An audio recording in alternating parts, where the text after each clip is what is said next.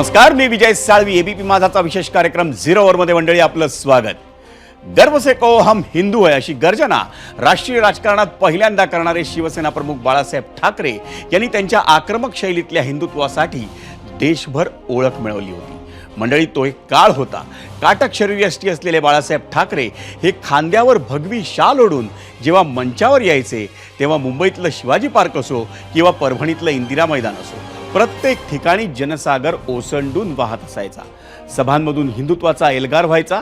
इतकंच काय तर 90च्या दशकात बाळासाहेब ठाकरेंना देशात हिंदुत्वाचा पोस्टर बॉय म्हणून लोकमान्यता मिळाली होती आणि त्यानंतर हिंदुत्वाच्या बळावर त्यांच्या शिवसेनेला मिळालेली सत्ता साऱ्या महाराष्ट्रानं पाहिली. त्यांच्या आक्रमक हिंदुत्वाचे देशभर चाहते तयार झाले होते. त्या काळात बाळासाहेबांना मानणारा वर्ग देशभर इतका मोठा होता की उत्तर प्रदेशात त्यांच्या शिवसेनेचा आमदारही विधानसभेत निवडून आला होता. त्यांनी 1986 साली विले पार्लेच्या पोटनिवडणुकीत धर्माच्या मुद्द्यावर प्रचार केला. याच कारणामुळे त्यांना 6 वर्षांसाठी मतदानाचा अधिकार गमवावा लागला होता. मंडळी, हिंदुत्वाच्या त्याच लाटेवर भारतीय जनता पक्ष स्वार झाला आणि त्याच हिंदुत्वाच्या एकतेची ताकद आपल्याला आज राष्ट्रीय राजकारणात दिसते. भाजप पक्ष म्हणून मोठा झाला, तशीच शिवसेनाही राज्यव्यापी बनली. बाळासाहेबांनी उतारवयात शिवसेनेचं नेतृत्व हे उद्धव ठाकरेंच्या हाती दिलं. पण उद्धव ठाकरेंचं नेतृत्व हे बाळासाहेबांसारखं आक्रमक नव्हतं आणि नाही. उद्धव ठाकरेंचा मूळ स्वभावच शांत आणि संयमी आहे. पुढे आदित्य ठाकरेंनीही पक्षाला नव्या पिढीचा, तरुणांचा पक्ष बनवण्यासाठी अनेक गोष्टी बदलल्या. परिणामी काळाच्या ओघात आणि बदलत्या राजकीय परिस्थितीत बाळासाहेबांच्या शिवसेनेची आक्रमकता कमी झाली. पण पक्ष सत्तेत राहत होता. अगदी 2019 सालीही शिवसेनेला भाजपसोबत सत्तेत जाण्याची संधी मिळाली होती. पण तेव्हा त्यांनी काँग्रेससोबत जाऊन मुख्यमंत्रीपद मिळवलं. आणि पुढे काय काय झालं हे मी काही तुम्हाला नव्यानं सांगणार नाही. पण मंडळी, गेल्या 5 वर्षात एक गोष्ट मात्र नक्की झाली आणि ती म्हणजे भाजपकडून आणि एकनाथ शिंदेंकडून प्रामुख्यानं मराठी जनतेच्या मनावर बिंबवण्याचा प्रयत्न झाला. ती म्हणजे उद्धव ठाकरेंनी काँग्रेससोबत जाऊन हिंदुत्व सोडलं. इतकंच नाही तर बाळासाहेबांच्या विचाराचा वारसाही त्यांनी सोडून दिला. नुकत्याच झालेल्या विधानसभा निवडणुकीत उद्धव ठाकरेंच्या शिवसेनेला मोठा फटका बसला. राज्यातल्या मतदारांनी त्यांना नाकारल्याचं आकडेवारीतून दिसलं. त्यामुळे महापालिकेच्या आगामी निवडणुका या उद्धव ठाकरे आणि त्यांच्या पक्षाच्या दृष्टीनं अस्तित्व दाखवून देण्याची संधी ठरणार आहे. त्यातही एखाद्या राज्यापेक्षा मोठं बजेट असलेली मुंबई महापालिका ही त्यांना सर्वात महत्त्वाची आहे. गेल्या 2.5 दशकांपासून मुंबई महापालिका ही उद्धव ठाकरेंच्या हातात आहे. या मुंबई महापालिकेची निवडणूक येत्या काळात कोणत्याही दिवशी जाहीर होईल. त्यामुळे मुंबई महापालिका आपल्या हातात राखण्यासाठी उद्धव ठाकरेंनी पुन्हा एकदा बाळासाहेब ठाकरेंचाच पॅटर्न हाती घेतल्याचं राजकीय निरीक्षकांचं म्हणणं आहे. गेल्या काही दिवसांपासून बांगलादेशामध्ये सातत्याने हिंदूंवरती अत्याचार होत आहेत, हल्ले होत आहेत. हिंदूंवरती रोज अत्याचार होत आहेत, तरी देखील आपण गप्प आहोत. मग आपले विश्वगुरु हे अत्याचार नुसते पाहत का बसलेले आहेत? माझी पंतप्रधान नरेंद्र मोदीजींना विनंती आहे तमाम हिंदूंतर्फे की जसं आपण एका फोनवरती युक्रेनचं युद्ध थांबवलं होतं, तसंच बांगलादेशमध्ये जे काही हिंदूंवरती अत्याचार होत आहेत त्याबद्दल आपण काहीतरी भूमिका घ्यायला पाहिजे, पावलं उचलायला पाहिजे. 80 वर्षापूर्वीचं मंदिर हे पाडायला निघाले. मग तुमचं कुठे हिंदुत्व? कसलं हिंदुत्व आहे तुमचं? आम्हाला तुम्ही जेव्हा प्रश्न विचारता तुम्ही हिंदुत्व सोडलं का, तुम्ही काय सोडलेलं आहे आता? ना तुम्ही आमच्या इथली मंदिरं वाचू शकत, ती तुमच्याच राजवटीमध्ये रेल्वे प्रशासन पाडतंय, तरी आपलं केंद्र सरकार आणि राज्य सरकार ढिंब आहे. म्हणजे आता मंदिरं कुठे सेफ आहेत? अगदी बांगलादेशात पण नाही आणि आपल्या मुंबईत पण नाही आहेत. म्हणजे एक आहे तो सेफ आहे, ते कुठे मंदिरं कुठे सेफ आहेत? जर त्यांच्यात थोडं जरी हिंदुत्व बाकी राहिलं असेल, लाज लज्जा शरम हिंदुत्वावर त्यांच्यात बाकी राहिली असेल, तर भारतीय जनता पक्षाने आणि पंतप्रधानाने बांगलादेशात हिंदूंवरती होणाऱ्या अत्याचाराबद्दल बोलावं. आमच्याकडे जे दादर स्टेशनचं मंदिर पाडायचा फतवा, हा शब्द मी मुद्दामून वापरतो कारण तो भाजप सरकारने काढलेला आहे, तो फतवा त्याच्याबद्दल त्यांनी बोलावं. सिडकोचा डोळा तिथल्या मंदिराच्या जागेवरती आहे, तो भूखंड कोणाला देणार आहेत त्याच्याबद्दल बोलावं आणि मग त्याने आम्हाला हिंदुत्वावरती विचारावं. ऐकलं उद्धव ठाकरेंना. मंडळी, उद्धव ठाकरेंनी प्रसिद्धी माध्यमांच्या प्रतिनिधींना आज या पत्रकार परिषदेचं निमंत्रण धाडलं. त्यावेळी सगळ्यांना वाटलं होतं की गेल्या काही दिवसांपासून सुरू असलेल्या स्वबळाच्या बातम्या शरद पवार आणि अजित पवारांची भेट या राजकीय विषयांवर ते बोलतील. पण ते काय बोलले ते आपण सर्वांनीच ऐकलंय आणि त्यामुळं राज्याच्या राजकारणात एका प्रश्नाची चर्चा सुरू झाली आहे. तोच प्रश्न आम्ही 0 ओव्हरच्या निमित्तानं तुम्हाला विचारला. कोणता आहे तो प्रश्न पाहूयात पोल सेंटरला. आजचा प्रश्न बांगलादेशातील हिंदूंवरील हल्ल्यांवरून उद्धव ठाकरेंचा पुन्हा हिंदुत्वाचा एल्गार महापालिकेत फायदेशीर ठरेल का? होय आणि नाही असे 2 पर्याय या प्रश्नावर आम्ही आपल्याला दिलेले आहेत.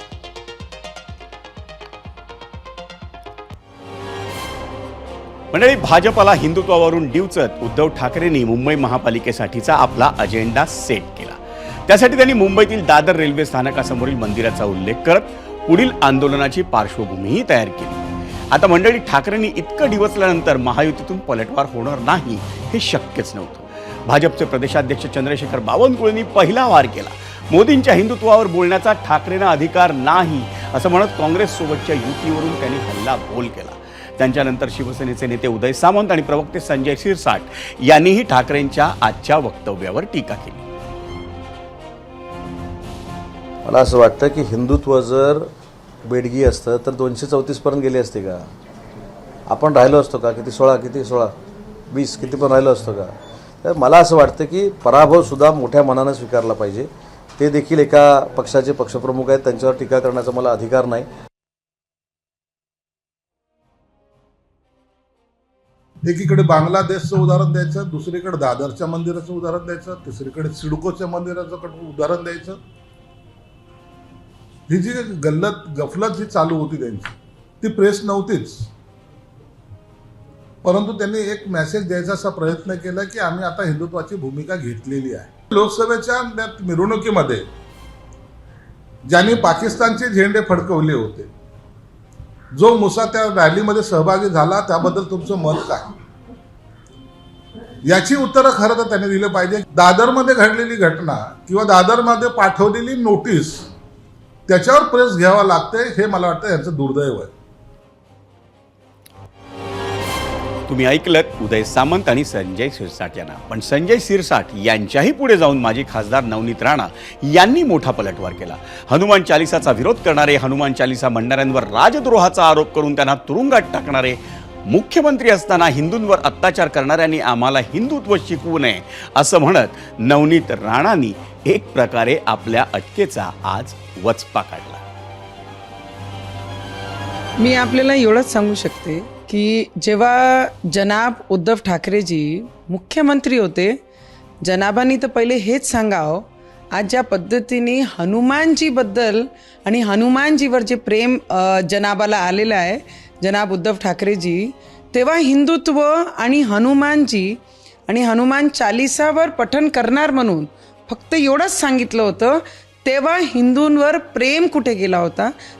ते कोणते जनाब आहे?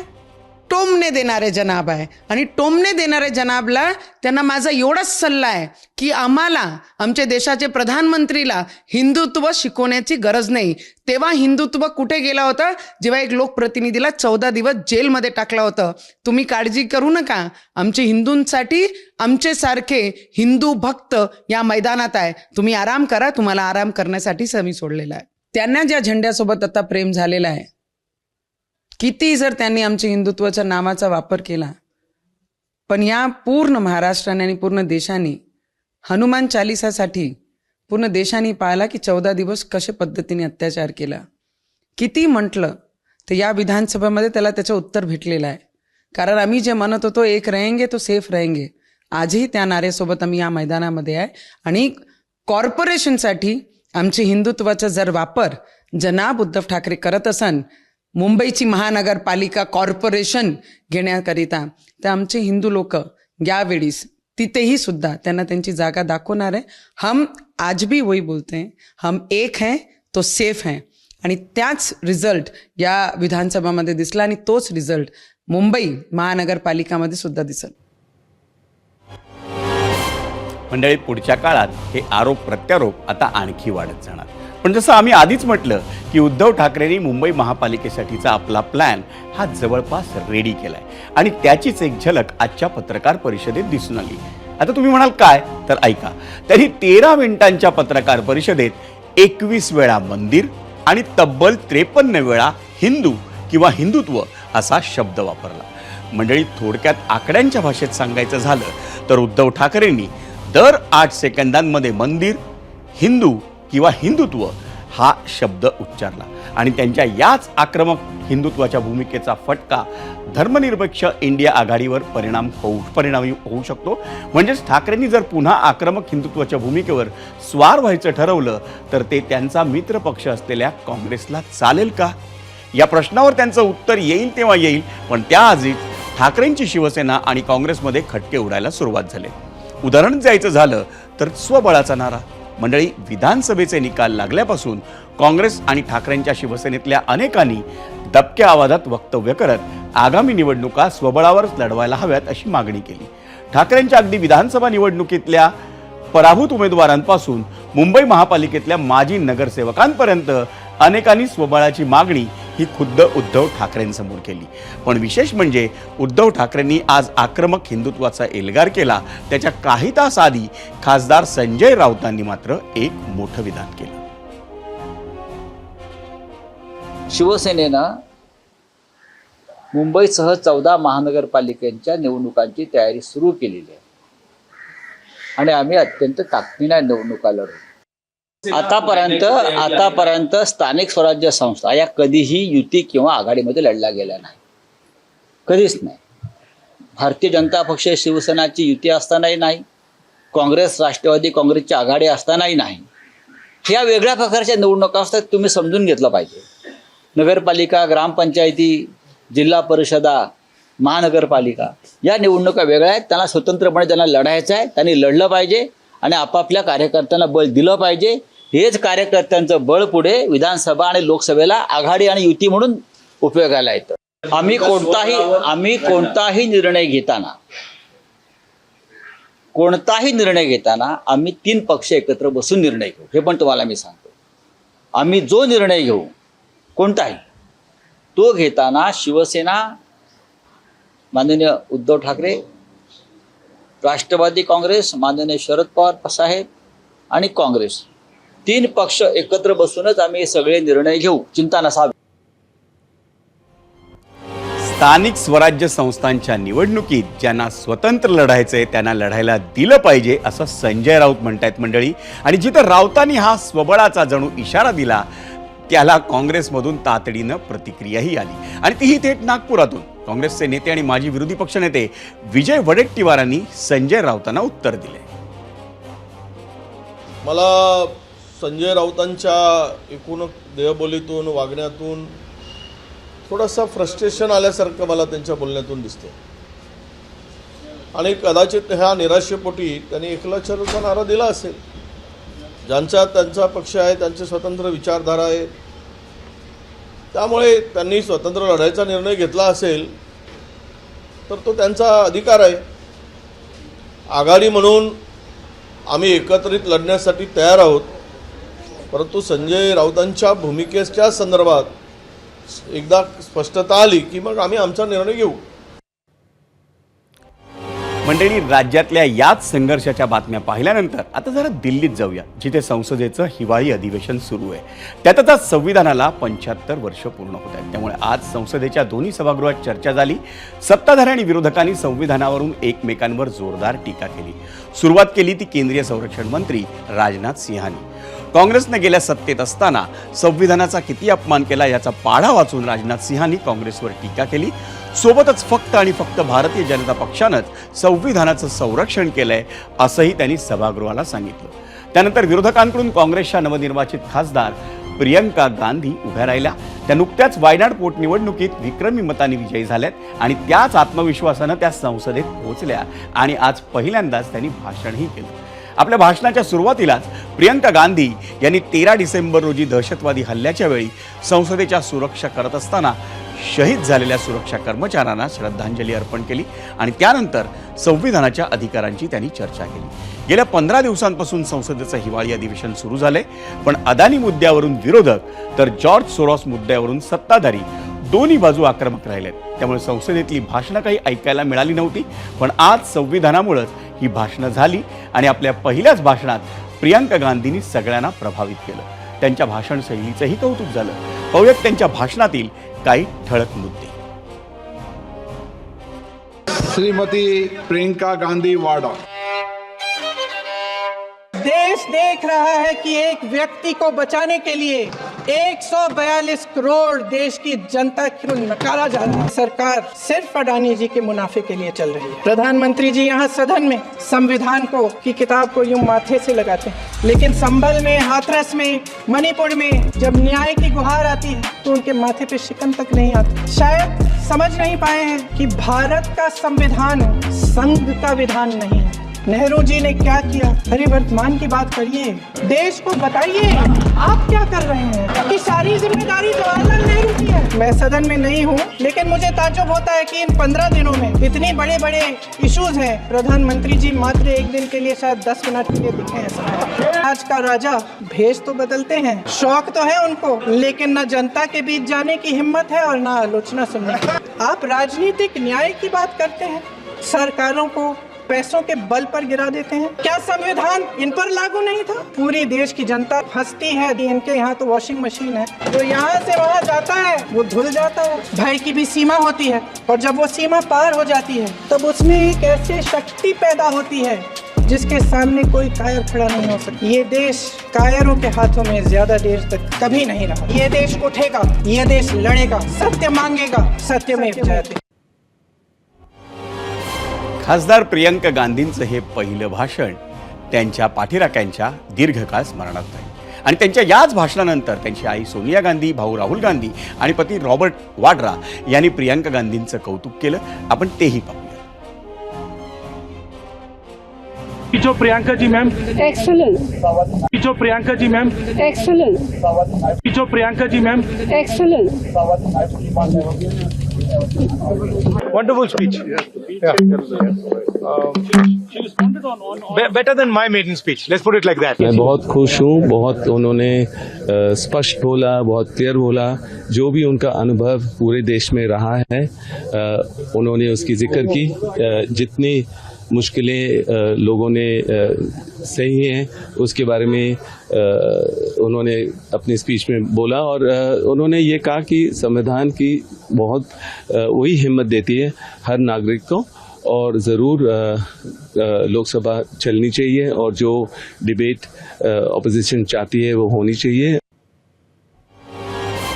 आणि मंडळी, आता जरा राज्यसभेत जाऊया. तिथं गेल्या 10 दिवसांपासून नियमितपणे घोषणाबाजी सुरू आहे.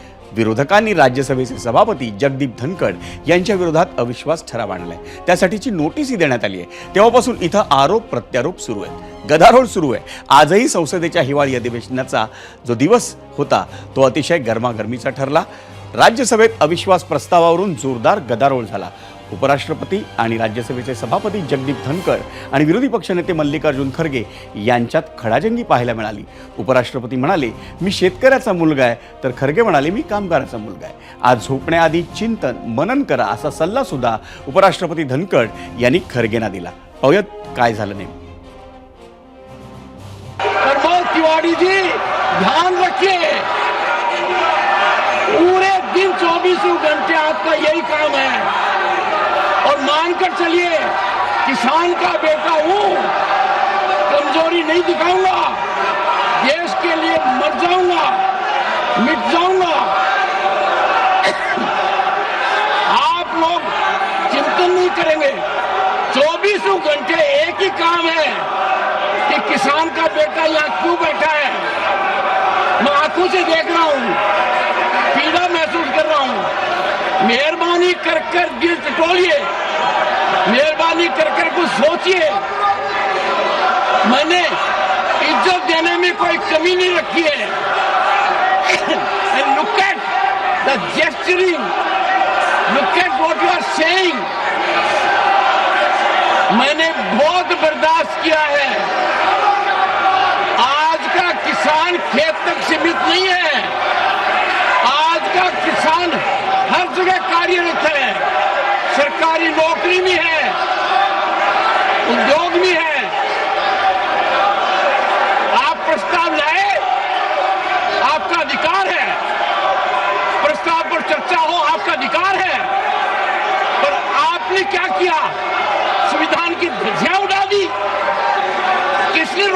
आपके प्रस्ताव को, आपके यहाँ से बयान जारी होता है कि हमारे प्रस्ताव पर क्या हुआ। अरे कानून पढ़िए, आपका प्रस्ताव आ गया, 14 दिन बाद आएगा। आपने एक मुहिम चला रखी है। प्रमोद तिवारी जी, आप अनुभवी नेता हैं। प्रमोद तिवारी जी, आप अनुभवी नेता हैं। कटोरिए, आपने चुन कर क्या बात की है? रेजोल्यूशन नहीं आया, अविश्वास प्रस्ताव ले आइए। अरे पढ़िए उन 10 पॉइंट को। इज्जत करता हूं खड़गे जी की, 100% करता हूं, मेरी जीरो करते हैं। लिखित में अनुरोध करता हूं, लिखित में कहता हूं, मान्यवर मुझ पर कृपा कीजिए, जो समय आपको ठीक लगे मेरे से मिलने का समय निकालिए। मेरे पास नहीं आ सकते तो मैं आऊंगा। देखिए, आप अपने हिसाब से, आपका तो एक क्रम हो गया है कि मेरे को ट्विटर पर जाना है। श्री मल्लिकार्जुन खड़गे, किसी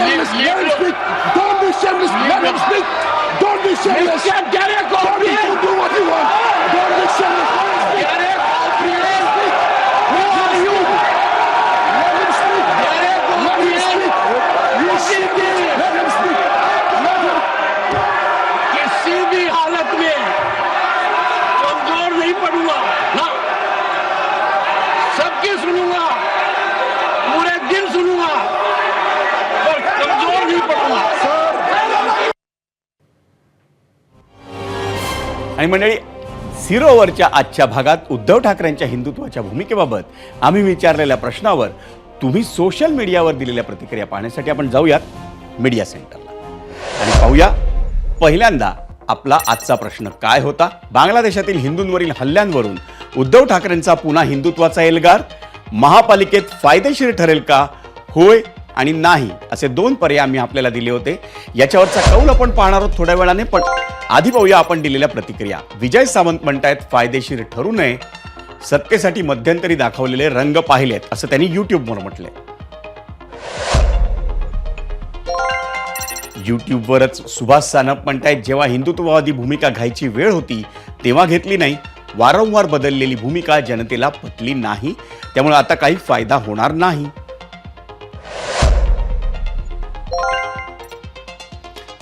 वैभव सानप म्हणतायत युट्यूबवरच सगळं गमावल्यानंतर आता उद्धव ठाकरेंना हिंदुत्वाची आठवण झाली. फेसबुकवर राहुल पाटील म्हणतायत विधानसभेला हिंदू मतदार दुरावला म्हणून हा केविलवाणा प्रयत्न आहे. फेसबुकवर महेश दाभोलकर म्हणतायत आता मुंबई महापालिका निवडणुकीत मराठी माणसावरून ब्लॅकमेल केलं जाईल. फेसबुकवर उल्हास राऊत म्हणतायत ही निवडणूक देशाची नाही जिथे हिंदुत्वाचा मुद्दा चालेल.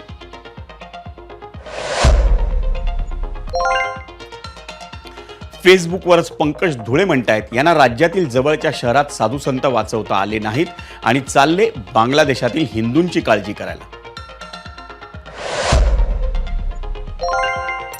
फेसबुकवरच सज्जन दुबल म्हणतायत खरं तर ठाकरेच हिंदुत्ववादी आहेत, भाजपचं कधीच अदानीकरण झालंय.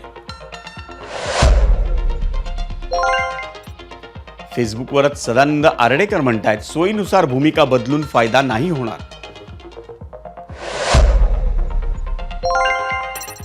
फेसबुकवरच सचिन पाटील म्हणतायत बाळासाहेबांचं हिंदुत्व आचरणात आणून उद्धव ठाकरेंनी राजकारण केलं असतं तर आज महाराष्ट्रातील सर्वात मोठा पक्ष हा शिवसेना असता आणि शिवसेनेचे 2 गटही झाले नसते. इंस्टाग्रामवर विशाल कुलकर्णी म्हणतायत आता काही फायदा नाही, बरंच पाणी निघून गेलंय पुलाखालून. इंस्टाग्रामवरच महेश जोशी म्हणतायत हरल्यावर हिंदुत्व आठवलं.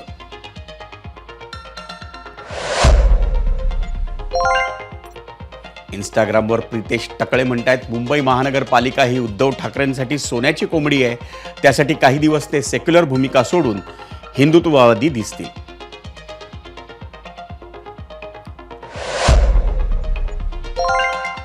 इंस्टाग्रामवरच अंकिता कोकिळ म्हणतायत शिवसेनेचं हिंदुत्व आता शिंदे गटाकडेच आहे.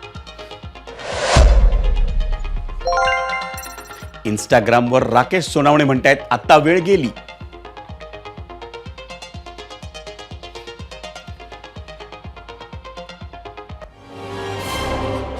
आणि 0 ओव्हर मधल्या पहिल्या प्रश्नावर तुम्ही सोशल मीडियावर दिलेल्या प्रतिक्रिया आपण पाहिल्यात. आता त्याच प्रश्नावर तुम्ही दिलेला कौल पाहण्यासाठी आपण जाऊयात पोल सेंटरला. प्रश्न पुन्हा एकदा आपण पाहणार आहोत. बांगलादेशातील हिंदूंवर झालेल्या हल्ल्यांवरून उद्धव ठाकरेंचा पुन्हा हिंदुत्वाचा एल्गार. महापालिकेत फायदेशीर ठरेल का? युट्यूबवर मतं आली 14,000. 71% प्रेक्षक म्हणतायत होय आणि 29% म्हणतायत नाही.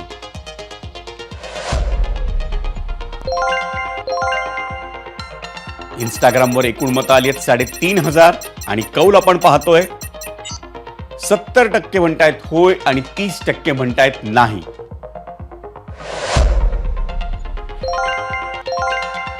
एक्स वरचा कौल आपण पाहतोय 32% म्हणतायत होय फायदेशीर ठरेल आणि 68% म्हणतायत नाही. फेसबुकवरचा कौल आपण पाहतोय फेसबुकवर म्हणतायत 60% मंडळी होय आणि 40% म्हणतायत नाही.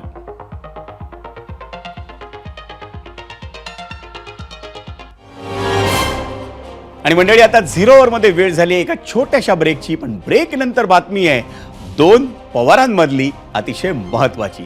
त्यासाठी पाहत रहा एबीपी माझा.